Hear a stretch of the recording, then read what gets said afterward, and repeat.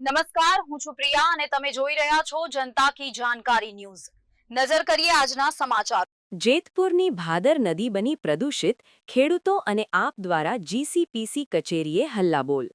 સૌરાષ્ટ્રની જીવાદોરી સમાન ભાદર નદી જેતપુરના સાડી ઉદ્યોગના પાપે આજે ઝેરની નદી બની ચૂકી છે।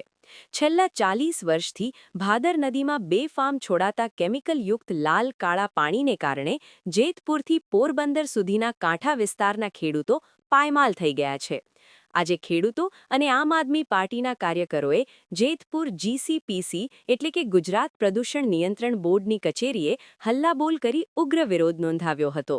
આજે સવારે લુણાગરા, કેરાડી અને આસપાસના ગામના ખેડૂતો હાથમાં પ્રદૂષિત પાણી ભરેલી બોટલો લઈને જીસીપીસી કચેરીએ ધસી ગયા હતા।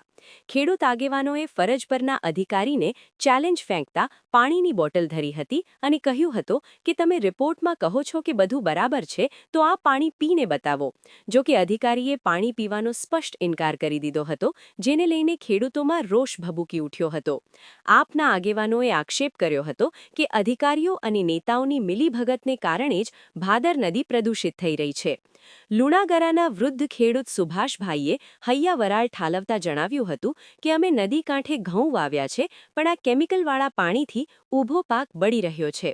નદીના પાણીમાં પગ મૂકીએ તો પણ ચામડીના રોગ અને ખંજવાળ આવે છે। ભગવાનનો ડર રાખીને અધિકારીઓ આ પાપ બંધ કરાવે।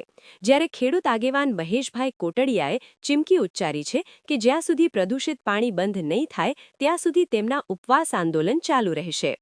સમગ્ર મામલે જીસીપીસી અધિકારીએ બચાવ કરતા કહ્યું હતું કે તપાસ દરમિયાન નગરપાલિકાના મેનહોલમાંથી ગેરકાયદેસર રીતે પાણી છોડાતું હોવાનું સામે આવ્યું છે, જેથી નગરપાલિકાને કલમ 33A હેઠળ નોટિસ ફટકારવામાં આવી છે અને કાયદેસરની કાર્યવાહી હાથ ધરાઈ છે। જે કારખાનાઓ પ્રદૂષણ ફેલાવે છે તેમને સીલ મારવાના હુકમો પણ કરાયા છે। શું જેતપુર જીસીપીસી માત્ર નોટિસ આપીને સંતોષ માનશે કે પછી સાડી ઉદ્યોગના કેમિકલ માફિયાઓ સામે કડક પગલાં લેશે? તે સવાલ હાલ સમગ્ર પંથકમાં ચર્ચાઈ રહ્યો છે। આશીષ પાટડિયા, જેતપુર।